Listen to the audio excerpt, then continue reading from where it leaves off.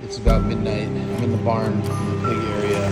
There's about 4 inches of water in here that I can't get out. The water just keeps pouring in non-stop.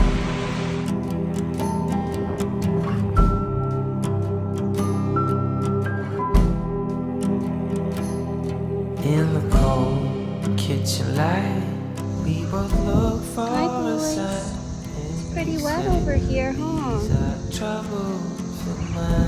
That's Henry sleeping in the corner. This here is usually all grass. Coming under your skin, don't know if we should stop or begin.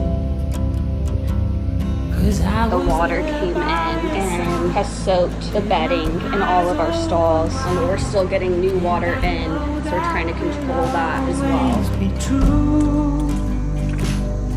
There were no reasons why. Guess our beauty must die. We try hard, but we also